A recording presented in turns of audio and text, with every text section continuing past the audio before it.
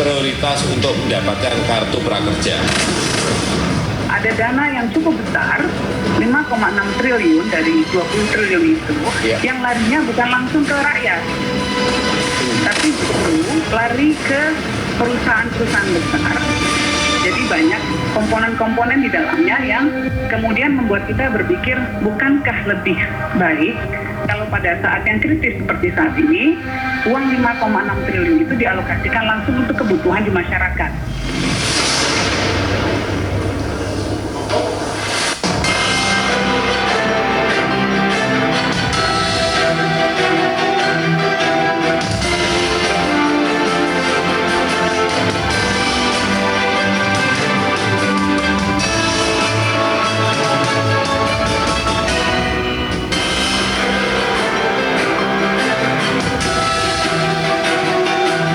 Kartu prakerja di tengah pandemi memicu kontroversi. Korban PHK dinilai tidak butuh pelatihan, namun bantuan tunai agar mampu bertahan. Para mitra digandeng tanpa seleksi yang transparan, bersiap menerima aliran dana dan mengeruk keuntungan. Aroma tak sedap pun muncul, ada konflik kepentingan. Kini tercium dalam bantuan beranggaran triliunan rupiah.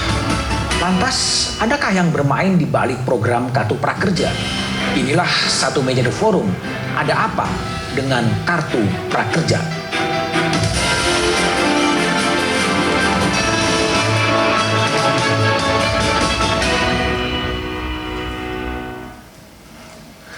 Gagasan Kartu Prakerja dicanangkan oleh Presiden Jokowi dalam kampanye Presiden di 2019. Namun kontroversi muncul sekarang berbarengan dengan pandemi. Ada apa dengan Kartu Prakerja? Itulah yang akan tema dibahas dalam satu meja The Forum malam ini dengan sejumlah narasumber yang telah hadir. Doni Gahral, bukan telah hadir, ada di tempatnya masing-masing di rumah. Doni Gahral, tenaga ahli utama kantor staf Presiden, dan Bung Saleh Daulay, anggota DPR Komisi 9 DPR dari fraksi Partai Amanat Nasional.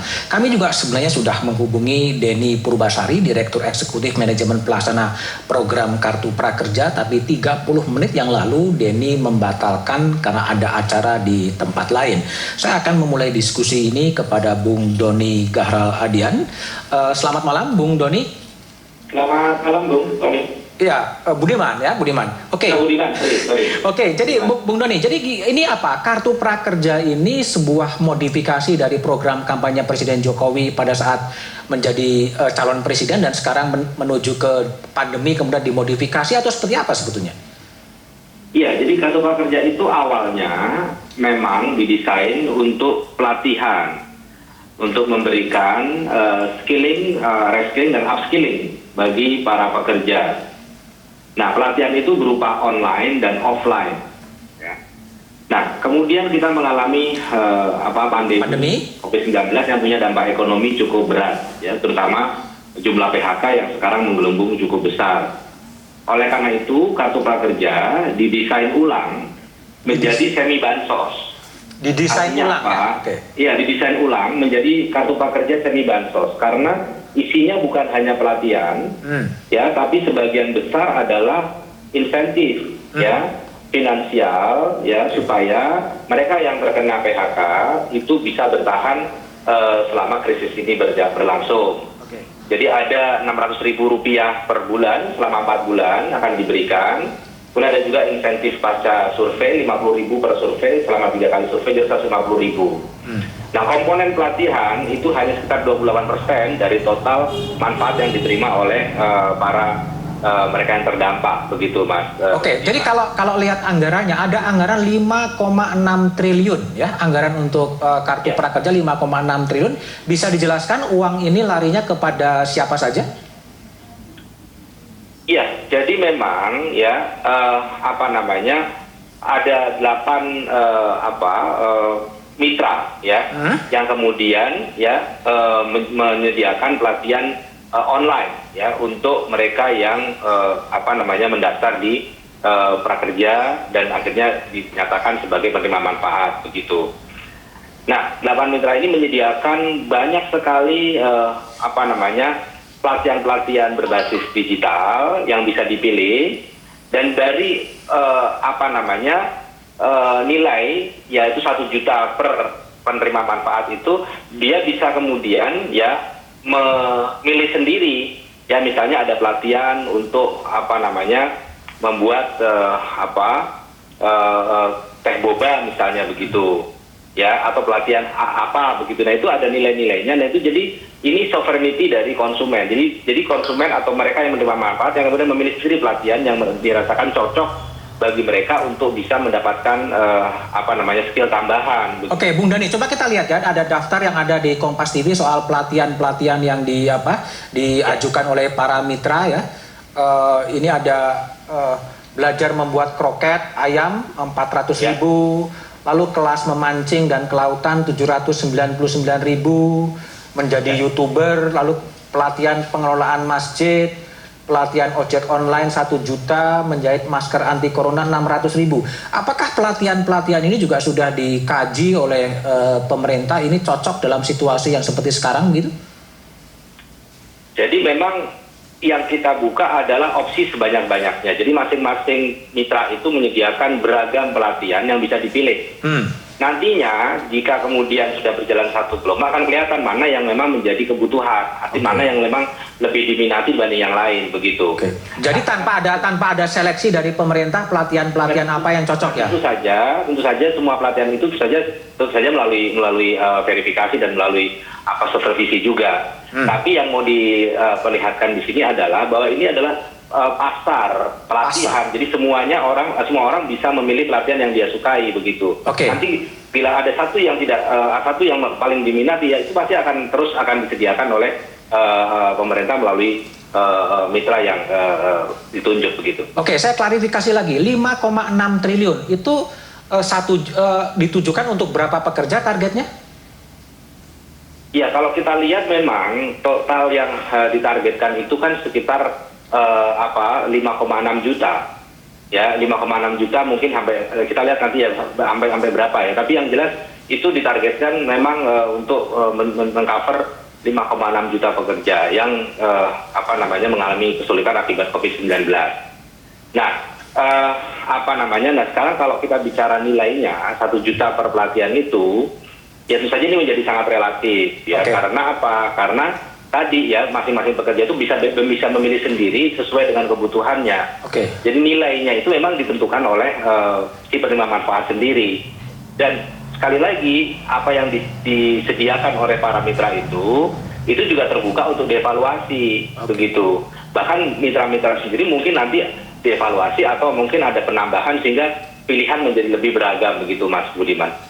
Jadi 5,6 juta itu pemerintah memberikan subsidi 1 juta kepada peserta untuk ikut pelatihan gitu ya?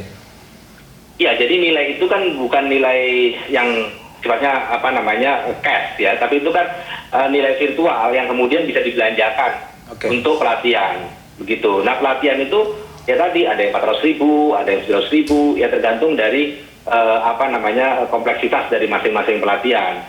Nah, bila mana peserta merasa bahwa dia tidak perlu satu pelatihan yang terlalu mahal, dia ingin satu pelatihan yang mungkin lebih cocok bagi dia tapi tidak terlalu mahal. Nah, itu semuanya menjadi menjadi kedaulatan dari peserta itu sendiri untuk memilihnya begitu Mas Budiman. Tapi kalau ada kritik bahwa sebetulnya pelatihan sekarang tidak pada waktu yang tepat karena yang dibutuhkan adalah sebenarnya bantuan langsung tunai. Bagaimana Anda merespon pandangan kritis itu?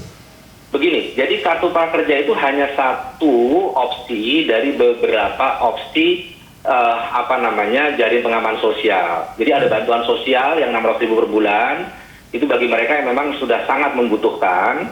Ada kemudian ada program keluarga harapan, ada kartu sembako, ada bantuan ada kartu prakerja. Jadi kartu prakerja ini hanya satu pilihan ya bagi mereka yang memang kehilangan pekerjaan akibat krisis COVID-19 ini begitu. Baik. Bung Doni, saya ke Bung Saleh Daulay dari fraksi PAN. Bang Saleh, gimana Anda lihat ada kontroversi, ada kritik yang cukup dalam, yang cukup keras terhadap pelaksanaan kartu prakerja. Bagaimana Bang Saleh melihat kejadian seperti ini? Ya, terima kasih Mas Budiman. Pertama memang saya melihat bahwa pelaksanaan kartu prakerja ini ini tidak tepat dilaksanakan pada waktu sekarang. Karena memang masyarakat itu yang dibutuhkan oleh masyarakat saat ini itu adalah tadi bagaimana mereka bisa bertahan hidup di tengah situasi yang betul-betul secara ekonomi memang sangat sulit ya. Nah kemudian yang kedua, ini kan mau diadakan pelatihan kerja. Ya. Pelatihan kerja ini kan mestinya itu ada pertemuan fisik, ada pertemuan langsung dengan instrukturnya, ada praktik lapangannya. Nah kalau sekarang kan semua pelatihan itu diberikan online. Nah kalau dia online dan dari yang daftar nama-nama pekerjaan atau jenis pelatihan yang dibuat, yang ditawarkan, itu rata-rata sebetulnya banyak itu ditawarkan secara gratis di internet. Itu jujur saja kalau kita datang ke YouTube itu banyak sekali justru gratis gitu. Artinya harganya kemahalan gitu ya Bang Saleh? Bukan kemahalan, yang gratis disuruh bayar. Yang gratis suruh bayar. Oh. Iya, itu menurut saya sangat tidak tepat ya. Itu kemudian yang berikutnya, sekarang kan target sasaran dari kartu prakerja ini kan ada 3. Yang pertama mereka yang belum bekerja, kemudian yang kedua mereka yang sekarang sedang bekerja ingin meningkatkan keahlian, yang ketiga mereka yang kena PHK. Nah sekarang saya tanya dari 5,6 juta tadi itu orang yang mau jadi target sasaran itu sebetulnya segmentasi yang mau dikejar apa? Tadinya kan anggaran ini itu cuma 10 triliun. Mas Budiman tadi menyebut 5,6 triliun. Salah. 10 triliun. Yang itu adalah 20 triliun. 20 triliun. Iya. Yang 5,6 triliun itu hanya biaya pelatihannya saja. Nah sekarang dari 5,6 juta itu saya mau tanya kira-kira target sasaran untuk 3 segmentasi masyarakat tadi berapa? Kalau sekarang kan dia target yang akan dicapai itu adalah yang PHK lebih banyak gitu. Nah pertanyaan saya, bagaimana cara menentukan orang-orang yang ikut terdaftar itu betul-betul adalah mereka yang memang terdampak PHK. Sekarang sudah berjalan dengan baik dulu Bung Saleh atau udah tepat sasaran program yang udah sampai program ketiga? Orang banyak yang ngecoba itu yang punya duit, yang punya pekerjaan yang bagus ikut coba bisa lolos juga itu. Artinya kelar verifikasi. Ya, sebetulnya nggak tahu saya bagaimana mereka melakukan verifikasi ini ya. Tapi yang jelas tuh ada orang yang mencoba. Bahkan ada staf saya yang saya suruh untuk ikut daftar itu lolos begitu. Ikut pendaftaran di situ. Nah itu menjadi problem tersendiri. Itu kemudian yang berikutnya Mas Budiman, begini. Ini kan kita mau buat pelatihan kerja. Saya mau tanya, kalau mereka dilatih untuk bekerja, apakah sudah ada link and match-nya dengan dunia usaha? Kerja di mana? Apakah sudah ada keterhubungannya dengan dunia usaha? Apakah dunia usaha membutuhkan pelatihan seperti yang mereka ajarkan? Jangan sampai sebelum mereka ikut pelatihan menganggur, setelah pelatihan ikut nganggur, kemudian nah yang diuntungkan dari program ini menurut saya bukan justru mereka yang ikut latihan, tapi justru adalah pelaksananya. Latihan itu. Baik. Karena itu kita ingin. Bung Saleh, saya berikan kepada Bang Doni. Bang Doni, ini jadi ada salah bidik nih. Orang kerjanya tidak dapat, tapi yang dapat malah penyedia platform itu. Itu satu. Yang kedua tadi juga dikatakan banyak yang gratis tapi harus bayar. Gimana Doni merespon ini? Baik, kalau di lapangan yang kita temui Mas Yadi yang banyak mengadu ya ke saya melalui berbagai channel itu adalah memang mereka yang memang kehilangan pekerjaan. Misalnya ya tukang pijat tunanetra ya dengan COVID-19 misalnya mereka kehilangan pekerjaan dan mereka justru meminta agar ada pendampingan supaya mereka bisa mengakses kartu prakerja secara online begitu. Dan ini tentu saja memperlihatkan bahwa animonya cukup besar. Jadi ada ya dari mereka yang terdampak ini bukan cuma membutuhkan bantuan sosial tapi juga mereka menginginkan ada upskilling begitu. Tapi gini, kritik dari Bang Saleh tadi kan soal verifikasi atau penjaringan karena ada orang yang bukan korban PHK lolos juga gitu loh. Betul, verifikasi satu hal. Tentu saja ini akan diperketat dan tentu saja akan ada daftar kelompok-kelompok prioritas yang disiapkan oleh kementerian lembaga dan juga mungkin dari swasta begitu. Nah, ini nanti akan di-cross-check dengan mereka yang mendaftar. Tapi yang saya mau ingatkan adalah begini, ya. Kalau kita ya menguji sistem ini itu sama saja kita mengambil hak mereka yang lebih membutuhkan. Tapi gini, Bung Doni, jadi apakah memang kemudian program kartu prakerja ini sudah sesuai dengan target dan sesuai dengan sasaran? Tapi jawabannya setelah jeda berikut ini. Ya.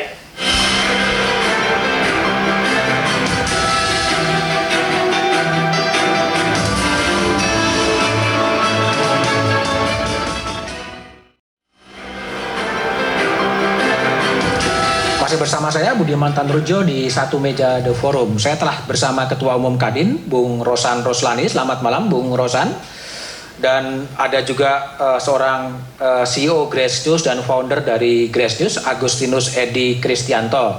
Ini seorang CEO tapi juga ikut ngelamar jadi mendapatkan kartu prakerja. Saya ke Agustinus. Agustinus, Ya. Anda betul masih CEO sekarang?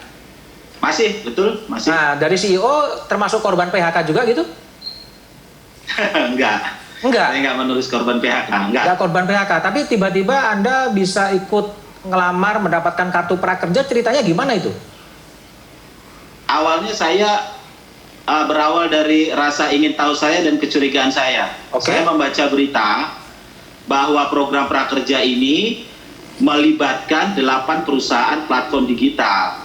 Beberapa di antaranya adalah marketplace yang kita sudah tahu ya, seperti Tokopedia, Bukalapak, dan Ruang Guru juga marketplace pendidikan. Nah, kecurigaan saya adalah jangan-jangan di balik apa yang namanya prakerja ini, khusus untuk komponen pelatihan yang berbiaya 1 juta itu, ada sebuah bisnis di balik itu, gitu loh. Ada sebuah transaksi jual beli seperti layaknya orang di marketplace. Oleh karena itu, pada tanggal 16, saya mendaftar kartu prakerja, gitu. Saya mendaftar kartu prakerja, saya menunggu sampai tanggal 29 April baru saya di-approve. Nah, selama masa menunggu itu, saya mendalami soal prakerja itu. Saya masuk ke websitenya Ruang Guru, saya masuk ke websitenya Pintaria, dan sebagainya. Dan ternyata di dalamnya saya melihat memang, seperti saya masuk ke sebuah toko, dan ada berbagai paket-paket pelatihan, yang sebagian besar sudah didiskon. Bahkan kalau kita masuk ke Skill Academy, itu sudah ada paket kombonya, yang harganya 1 juta, sesuai dengan saldo prakerja. Saat itu, saat tanggal 16, saya coba melakukan transaksi di situ. Saya masuk, saya mencoba membeli, tapi saya belum bisa karena disuruh memasukkan nomor prakerja saya. Oh, jadi saya tahu. Saya dalami dan saya tulis di Facebook mulai dari tanggal 16 setiap hari sampai hari ini. Saya mau tahu apakah betul transaksi itu terjadi. Dan itu terbukti pada tanggal 29 ketika saya mendapatkan akun kartu prakerja saya membuktikan ke Skill Academy melakukan transaksi beli video pelatihan jurnalistik 220.000, dan saya mendapatkan email konfirmasi bahwa pembayaran sukses. Pembayaran sukses kemana? Ke Skill Academy. Sebentar, Bung Agustinus, ada pertanyaan juga. Ya? Ketika Anda mendaftar, Anda ini menempatkan dirinya sebagai korban PHK, sebagai CEO, sebagai founder dari Grace News, atau seperti apa? Saya menempatkan dirinya sebagai wira swasta. Sebagai wira swasta. Saya bukan korban PHK. Okay. Saya menulis data yang sebenarnya sesuai kondisi saya gitu. Dan akhirnya itu kan dikonfirmasi oleh manajemen pelaksana bahwa saya masuk dalam kelompok 20% masyarakat umum. Oke, jadi sebagai wira swasta kemudian Anda mendaftar dan kemudian lolos gitu, dan sekarang udah dapat insentifnya juga gitu? Insentif tadi sore sejam lalu saya cek belum. Oh, belum. Karena saya sambungkan dengan OVO belum. Oke. Jadi semata-mata keinginan dari Agustinus adalah memang mau membuktikan bahwa ada proses transaksional di balik kursus-kursus itu gitu ya? Ada proses transaksional menggunakan uang negara, alokasi uang negara sebesar 5,6 triliun. Dan saya baca aturannya memang pembayaran itu dilakukan pemindah bukuan dari rekening virtual ke rekening langsung platform digital, rekening korporasi. Nah, konsep saya di situ ada transaksi jual beli, ada uang negara di situ 5,6 triliun alokasinya untuk membeli biaya pelatihan. Problemnya di situ, Mas Budiman. Oke, baik. Saya akan konfirmasi ke Bung Doni Gahral terlebih dahulu. Bung Doni, kalau pengalamannya Agustinus tadi sudah mengatakan mengatakan bahwa bukan korban PHK tapi wira swasta, tetapi kemudian juga diterima masuk dan bisa ikut pelatihan. Gimana pihak pemerintah merespon fakta seperti ini?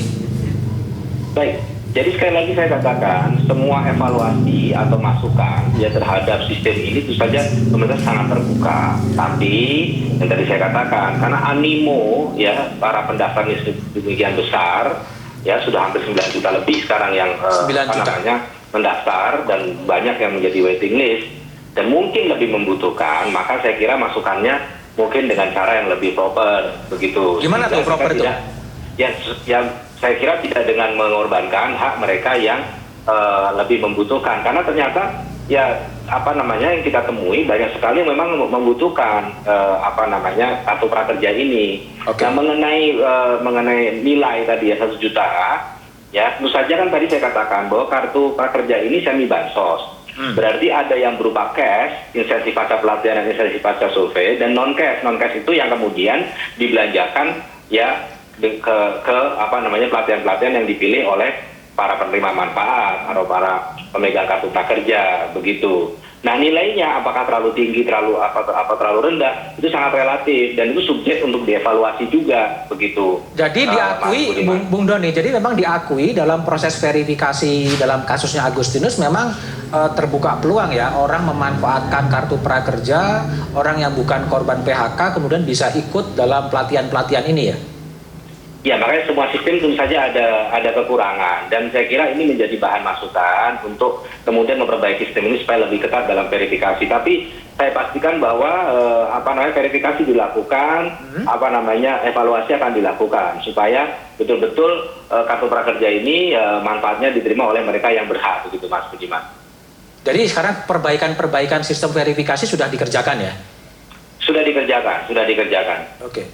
Oke. Baik, saya ke Bung Rosan Roslani ya. Bung Rosan, tadi ada masukan juga. Apakah memang pelatihan-pelatihan yang disediakan oleh 8 mitra ini sudah match dengan kebutuhan pengusaha yang ada sekarang gitu?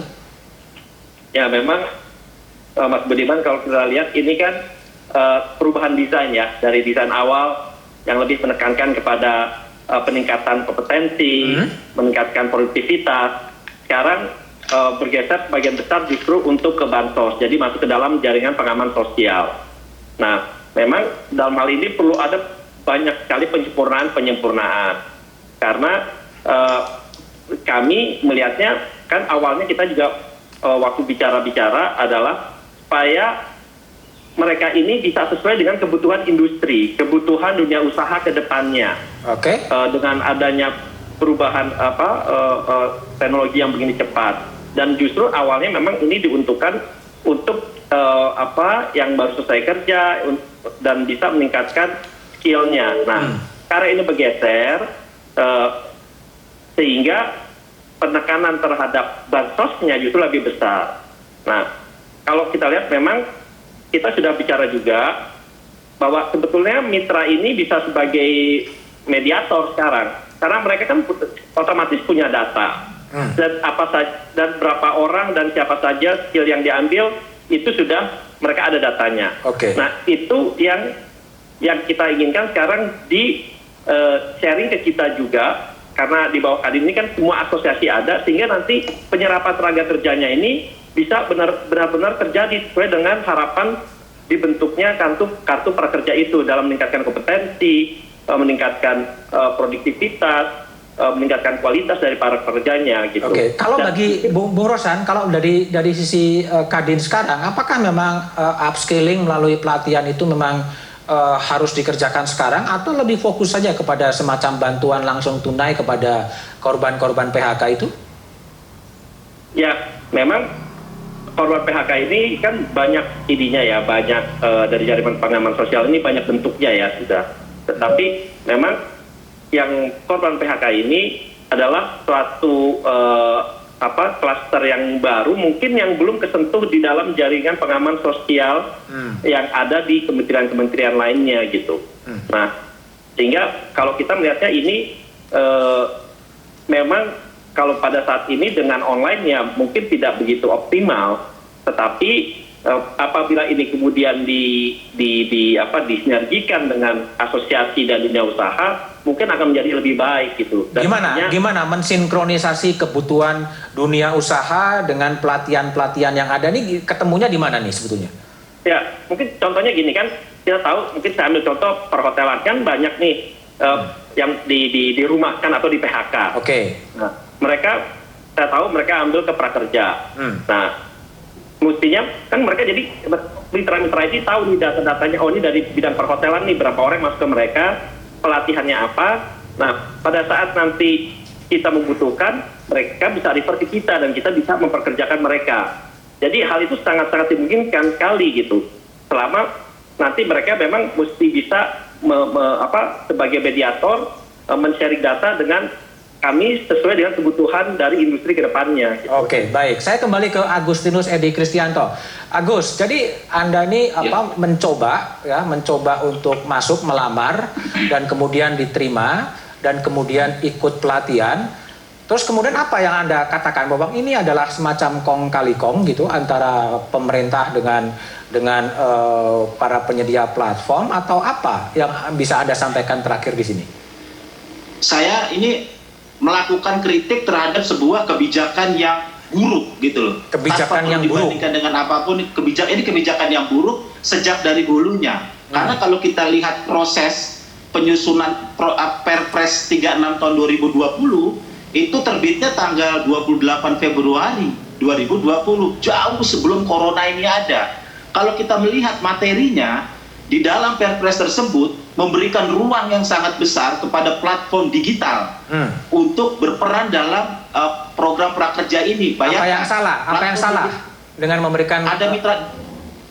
Apa yang salah? Seperti ini. Satu, dia mitra resmi. Kedua, kerjasama program prakerja dilakukan melalui platform digital. Pembayaran lewat dia.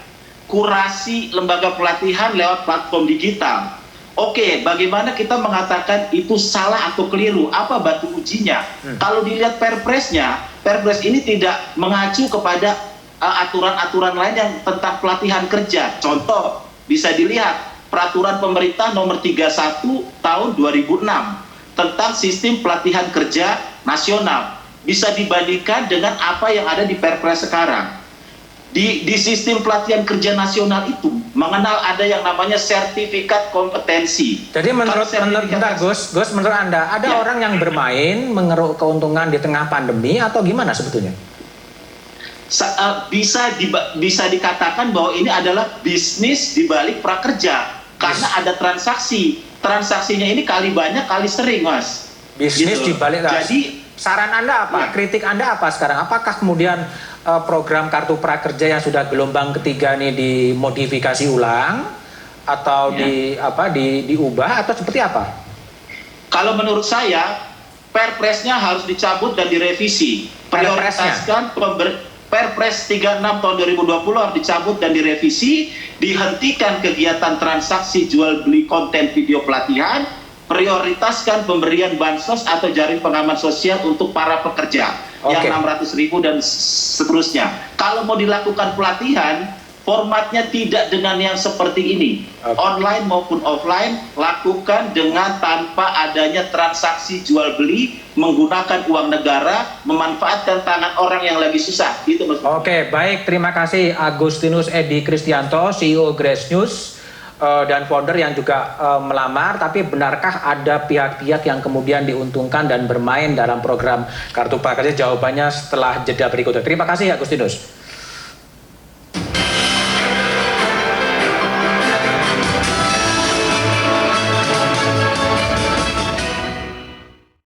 Masih bersama saya Budiman Tanurjo di Satu Meja The Forum. Telah bergabung bersama saya ekonom senior Faisal Basri. Selamat malam Pak Faisal. Sebelum ke Pak Faisal, saya ke Bung Saleh Daulay terlebih dahulu.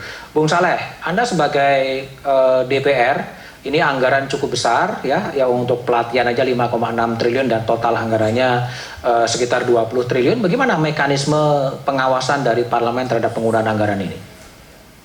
Salah satu yang membuat kita sebetulnya agak kesulitan untuk mengawasi kartu prakerja ini karena memang pelaksanaannya tidak berada pada Kementerian Teknis. Ini kan langsung di bawah Kementerian Koordinator Perekonomian.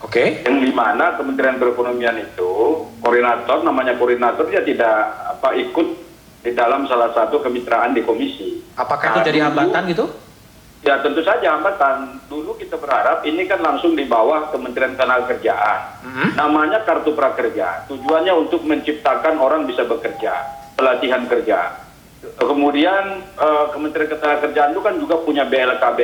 Mereka juga punya program membangun BLK komunitas di mana-mana. Artinya ini kan pasti paling sejalan kalau ditempatkan di Kementerian Ketenagakerjaan. Tetapi karena dia di bawah Kementerian Perekonomian, sampai hari ini kita belum pernah ada rapat khusus terkait dengan pelaksanaan kartu prakerja ini. Apakah itu jadi hambatan bagi DPR untuk mengawasi atau meminta rapat dengar pendapat umum dengan Menko Perekonomian?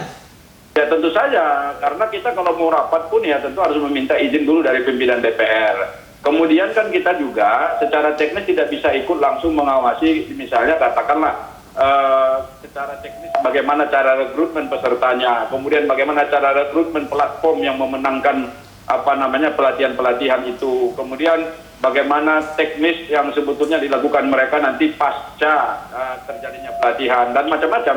Jadi ini tentu sangat menyulitkan sekali dan itu jarang sekali ya menurut saya ada pekerjaan teknis tapi dikerjakan oleh Menteri Perekonomian. Apa yang terjadi menurut Bung Saleh Daulay? Kenapa tidak diserahkan kepada Kementerian Tenagakerja tapi pada Menko Perekonomian? Ya mestinya ini yang harus dijelaskan oleh pemerintah kepada kita apa targetnya sehingga tidak ditaruh di Kementerian Teknis gitu. Sementara kan kita membutuhkan itu, masyarakat tentu berharap bahwa ini dilaksanakan secara profesional. Dan ingat, Kementerian Teknis lah yang tahu dan selama ini menggeluti bagaimana pelaksanaan program kerja itu dengan baik gitu. Nah kalau diserahkan ke Menteri Koordinator, ini kan Menteri Koordinator ini perekonomian secara umum. Dan di sana itu membahas tentang keuangan negara, membahas tentang SDM, membahas tentang bagaimana kita mempertahankan perekonomian kita secara umum gitu. Bukan soalnya pekerjaan tenaga kerja ini. Dengan sejumlah hambatan-hambatan yang sifatnya birokratis tadi, apakah kemudian parlemen tidak bisa mengawasi? Tentu saja tetap bisa, cuman tadi teknisnya saya katakan itu agak kesulitan lah. Sampai hari ini kita baru mau mengagendakan rapat dengan PMO-nya, bukan dengan menterinya malah justru, yaitu dengan PMO-nya, Project Management Officer-nya. Dan saya tidak tahu apakah nanti mereka datang. Kalau tidak salah rencananya hari Jumat depan kita akan panggil. Nah kalau mereka datang itulah pertama sekali kita mau melaksanakan evaluasi dan pembicaraan terkait ini gitu. Sebelum itu kita tidak ikut. Nah misalnya bagaimana mereka menentukan semua segala macam ini kita tidak pernah ikut. Baik. Sebelum ke Bung Faisal Basri, saya ke Bung Doni dulu untuk memberikan tanggapan. Kenapa tidak berada di Kementerian Tenaga Kerja tapi pada Menko Perekonomian? Ya, jadi memang memang awalnya ini ya dibicarakan di tingkat Kementerian Perekonomian, ya, desain dan perumusan, tapi juga melibatkan Kementerian Teknis sebenarnya. Nah, saat ini tentu saja ya yang dilakukan adalah koordinasi antara Menko Perekonomian, kemudian PMO dan juga Kementerian Tenagakerjaan. Jadi ini sifatnya koordinatif lintas kementerian yang memang menjadi pangku kepentingan untuk kartu prakerja ini.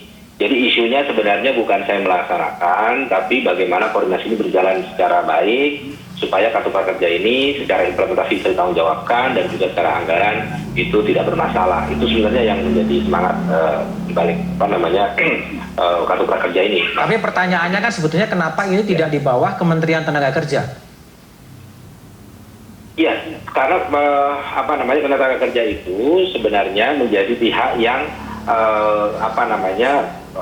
berkoordinasi atau menjadi pihak yang salah satu pihak yang memang menjadi vital juga dalam program kartu prakerja ini, tapi dalam koordinasi juga dengan dengan berbagai kementerian lain tentang di bawah koordinasi Menteri Koordinator Perekonomian, begitu Mas Budiman. Oke, baik Bung Doni, saya akan ke Bung Faisal Basri sebagai seorang ekonom senior. Tadi sudah ada juga sinyalemen dari Bung Saleh Daulay. Ini penempatannya seharusnya di Kementerian Tenaga Kerja, tapi ditempatkan sebagai koordinator di perekonomian. Anda lihat memang ada kejanggalan lain di balik program kartu prakerja ini, Bung Faisal? Ya, kalau Kementerian Tenaga Kerja kebetulan saya ikut membantu perencanaan tenaga kerja nasional ya. Jadi cukup tahu banyak apa yang dilakukan oleh kementerian ini, sampai-sampai mereka punya aplikasi bisa dibuka di handphone, jumlah tambahan penganggur setiap hari, lantas karakteristik penganggurnya seperti apa, pendidikannya seperti apa, macam-macam gitu ya, sehingga mereka sudah tahu persis apa yang harus dilakukan. Yang kedua, yang saya lihat janggal adalah jangan anggap 28% dari 5,6 triliun itu kecil. Itu jumlahnya 1,5 triliun rupiah. Jumlah yang sangat teramat besar. Kemudian kedua, yang mau disasar nih apa? Penganggur per Februari itu 6,9 juta. Oke. Ya, 6,9 juta. Korban PHK menurut Kemenaker mendekati 3 juta. Oke. Sudah 9 Jadi juta. 9 jutaan ya. Ya. Nah berarti yang melamar di platform ini 9 juta semua penganggur dan korban PHK secara matematis itu tercover luar biasa hebat. Ya, Artinya gini Bung Faisal, kalau tadi yang diuntakan oleh Bung Saleh adalah soal penempatan bukan di Kementerian Tenaga Kerja tapi di Kemenko Perekonomian, ini sesuatu yang tidak tepat juga atau gimana?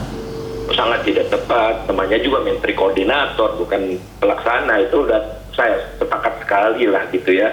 Kenapa? Nah, Kenapa menurut Anda tiba-tiba dia ditempatkan di posisi sebagai Menko Perekonomian? Perekonomian kan kurang kerja. Kurang. Karena separuh pekerjaannya beralih ke kantor Menko Maritim. Jadi Menko Perekonomian sekarang kerjanya adalah ngurus Omnibus Law dan kartu kerja. Itu aja. Tapi apakah semata-mata karena kurang kerja kemudian dikasih kerjaan kartu prakerja gitu? Ya itulah sinismenya ya, sinismenya. Oke. Oke, saya coba lihat ya. Ada juga sebuah survei yang dilakukan oleh Litbang Kompas soal keyakinan publik ya, keyakinan publik bahwa kartu prakerja ini bisa menyelesaikan problem yang ada. Bisa ditampilkan nggak? Ini kan mengatakan bahwa tidak yakin ya kartu prakerja membantu dapat kerja, tidak yakin tetap karena lapangan kerja tetap sempit 43,8%, tidak yakin program rentan disalahgunakan 34,8%, yang yakin 16,7%. Itu yang kartu prakerja membantu dapat kerja. Ada ketidakyakinan yang cukup besar juga sebetulnya. Ini soal link and match. Ada lagi bahannya soal ini? Ya, jadi Bung Faisal, memang ada kalau publik merasa juga tidak yakin ya, karena lapangan pekerjaan tetap sempit. Ya, artinya orang udah ikut kursus, udah ikut pelatihan apapun, tapi lapangan kerjanya tidak ada. Nah, Anda sebagai seorang akademisi, program-program yang ditawarkannya apakah bisa menjawab soal orang-orang yang kemudian korban PHK itu sendiri?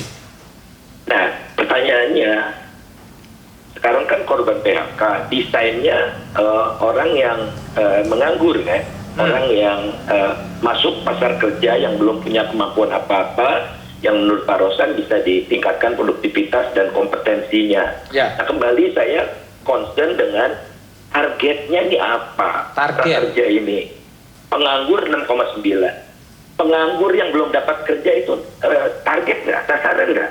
Kan bukan korban PHK saja kan? Orang yang tidak punya pekerjaan itu adalah penganggur 6,9 juta, korban PHK 3 juta, itu yang dirumahkan lah, yang disuruh cuti di luar tanggungan, kemudian TKI yang pulang, itu ratusan ribu. Yang mereka dari Malaysia, dari Hong Kong kan pulang semua. Nah, kemudian orang-orang yang baru tamat sekolah masuk pasar kerja. Nah, kalau di jumlah ini kira-kira sasarannya apa? Nah di sini tidak jelas sehingga muncullah yang sudah mengakses 9 juta. Wah luar biasa, kalau 9 juta selesai ini pengangguran. Kan mustahil. Artinya ada CEO yang dapat, ada yang macam-macam itu. Oke, baik. Saya akan ke Bung Rosan Roslani sebagai pengusaha. Tadi ada ketidakyakinan dari publik bahwa pelatihan-pelatihan ini kemudian tidak otomatis akan dapat pekerjaan. Tapi jawabannya Bung Rosan setelah jeda berikut ini.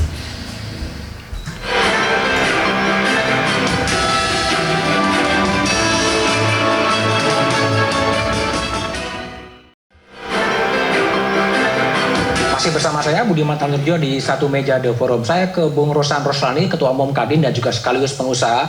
Bung Rosan, kalau tadi survei Kompas mengatakan bahwa tidak yakin karena memang orang yang sudah ikut latihan belum tentu juga dapat pekerjaan. Dalam perspektif pengusaha kira-kira gimana memanfaatkan orang yang sudah ikut pelatihan itu kemudian bisa berusaha dan bisa bekerja di perusahaan? Ya memang kalau tahun ini memang mungkin agak susah ya, justru yang banyak kan dirumahkan dan di PHK malah yang ada sekarang.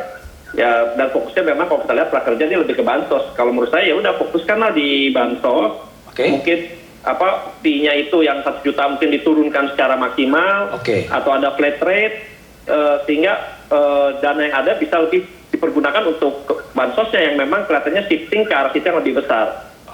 Dan tentunya kalau ya di tahun ke depan mungkin keadaan ekonomi sudah membaik, ya ini mungkin bisa menjadi salah satu tools untuk bisa memonitor yang PHK yang mempunyai kemampuan yang sudah di reskilling atau upskilling melalui online ini untuk bisa kita pekerjakan kembali. Jadi saran Anda kira-kira direfocusing, pendaftaran itu diturunkan dan kemudian dialihkan kepada bantuan sosial ya? Iya. Oke, Bung Doni gimana merespon ada persekongkolan ya atau ada penunjukan 8 mitra ini kok bisa tanpa tender dan orang menyebutkan ini semacam nepotisme atau semacam persekongkolan. Gimana Anda merespon tudingan itu? Begini Mas Budiman, kalau nepotisme saya kira tidak ya, karena tentu saja lembaga-lembaga itu lembaga-lembaga yang memang kita ketahui profesional dan kompeten di bidangnya. Nah, kemudian mengenai soal pengadaan dari awal penyusunannya kartu prakerja ini juga sudah melibatkan LKPP dan BPKP. Bahkan dalam proses eksekusinya juga LKPP dan BPKP terus diminta untuk memonitor. Nah, tapi bagaimana kenapa tidak pengadaan? Saya kira itu bisa dijawab oleh Direktur Eksekutif PMO. Tapi ya, apa salahnya? Apa salahnya harus dilakukan tender, Bung Doni, sehingga tidak memunculkan tudingan ada nepotisme dan pada waktu itu ada stafnya Presiden yang ikut menjadi mitra di sana? Nah, kalau mengenai apakah ini masuk rejim pengadaan atau tidak, saya kira teknisnya nanti bisa dijawab oleh Direktur Eksekutif PMO. Tapi yang saya bisa dikatakan di sini bahwa sejak awal LKPP dan BPKP sudah dilibatkan dan tidak ada sesuatu yang dipersoalkan begitu. Artinya memang apakah ini kemudian nanti bisa dilihat sebagai non pengadaan ya, tidak melalui tender, nah itu menjadi sesuatu yang akan dijelaskan lebih teknis kemudian begitu Mas. Bagaimana pemerintah menyikapi adanya laporan masyarakat ke KPK bahwa ada dugaan adanya korupsi di balik kartu prakerja ini?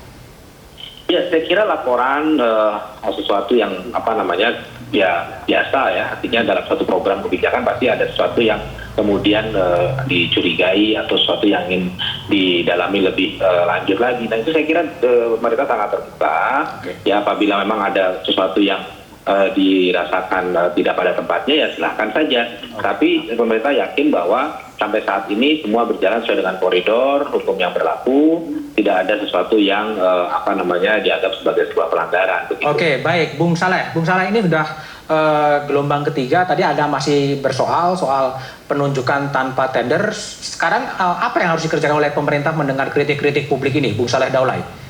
Ya, menurut saya pemerintah kan nggak siap sebetulnya mengerjakan pekerjaan ini, mengerjakan program ini. Sudah 2 nih. Jadi masukan masyarakat itu sudah banyak yang masuk. Ini termasuk nih soal bagaimana misalnya Mas Doni yang ditunjuk untuk bicara atas nama pemerintah untuk menjelaskan soal prakerja ini. Mas Doni ini kan kerjanya di KSP. Kenapa mengomentari apa yang dikerjakan Menko Perekonomian?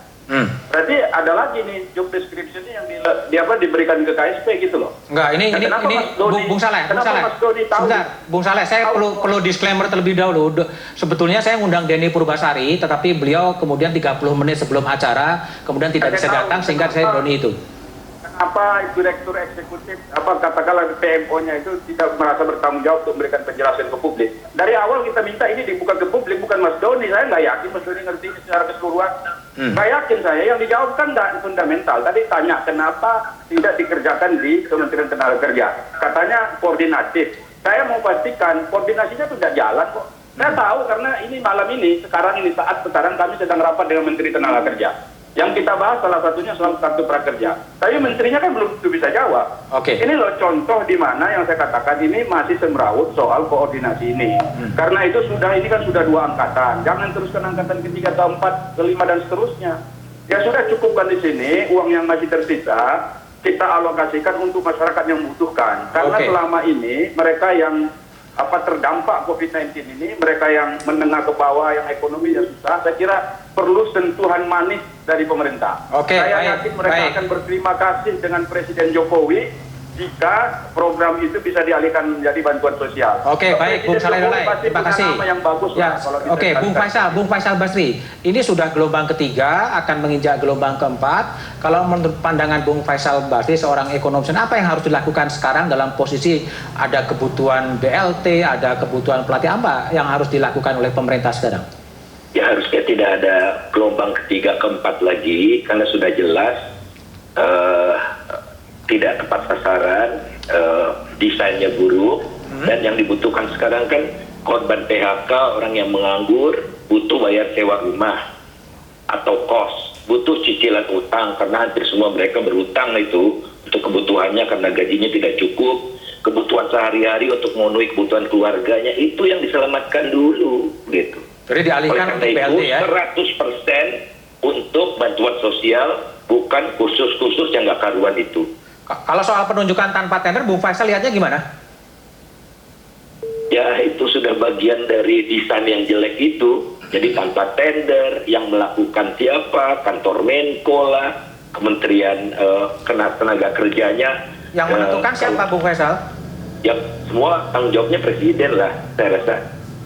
Karena ini udah lintas kementerian, ya tanggung jawabnya presiden, dan presiden yang bisa mengurai persoalan-persoalan seperti ini, dan menurut saya presiden mengembalikan segala sesuatu yang terkait dengan desain tentang tenaga kerjaan ya kemudian ke Kementerian Tenaga Kerja. Oke, baik. Dan semua bansos.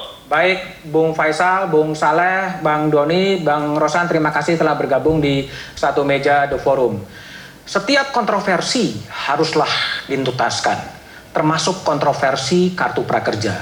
Tanpa penuntasan, kontroversi hanya akan memunculkan kontroversi baru. Langkah koreksi haruslah dilakukan pemerintahan Presiden Jokowi, termasuk mendesain ulang esensi program kartu prakerja agar tepat sasaran dan tepat waktu, dan tidak terhindarkan dari dugaan konflik kepentingan. Kredibilitas pemerintahan Presiden Jokowi jadi taruhan. Demikian satu meja The Forum malam ini. Sampai jumpa pekan depan. Selamat malam dan terima kasih.